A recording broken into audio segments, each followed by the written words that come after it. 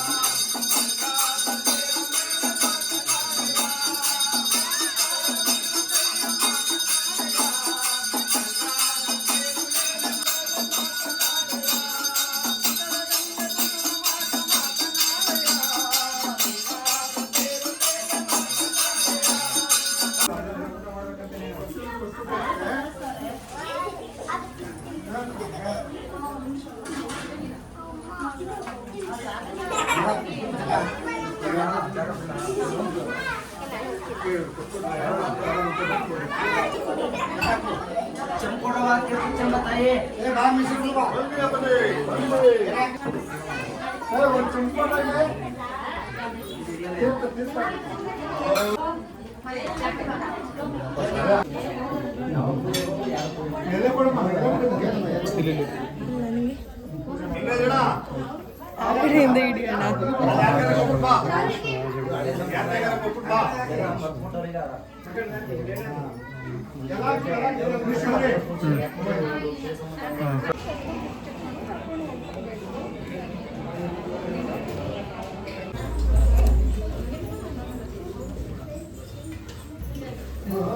Say hi. Drop ಮಾಡ್ತಾ ಇದೆ. ಇವಾಗ ಮನೆಗೆ ಹೋಗಿ ಊಟ ಎಲ್ಲ ಆಯಿತು, ಮಾಡ್ಕೋಬೇಕು. ಈ ವಿಡಿಯೋ ನಿಮ್ಗೆ ಇಷ್ಟ ಆಗಿದ್ರೆ ಲಾಸ್ಟ್ವರೆಗೂ ನೋಡಿ, ಲೈಕ್ ಮಾಡಿ, ಶೇರ್ ಮಾಡಿ, ಸಬ್ಸ್ಕ್ರೈಬ್ ಮಾಡಿ. And thank you for watching. ಇವಾಗ ತಾನೇ ಪೂಜೆ ಎಲ್ಲ ಮುಗೀತು, ಊಟ ಮಾಡ್ಕೊಂಡಲ್ಲೇ ನಮ್ಮ ಬ್ರದರಿಂದ ಡ್ರಾಪ್ ಮಾಡಿದ್ರು.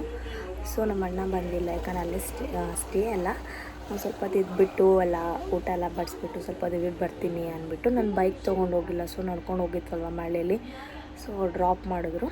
ಡ್ರಾಪ್ ಮಾಡಿಬಿಟ್ಟು ಅವ್ರು ಹೋದರು ಅವ್ರ ಮನೆಗೆ. ಆ ತಂದೆ ಲೀಲೆ ಅಂದರೆ ಹೆಂಗಿತ್ತು ಅಂದರೆ ಮೈ ಫುಲ್ ರೋಮಾಂಚನ ಆಯಿತು.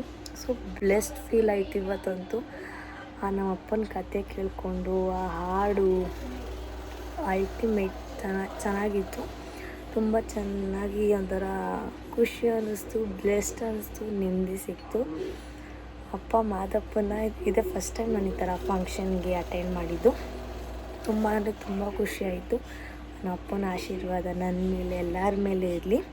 ಈ ವಿಡಿಯೋ ನಿಮಗೆ ಇಷ್ಟ ಆಗಿದ್ದರೆ ಕೊನೆವರೆಗೂ ನೋಡಿ. And thank you for watching.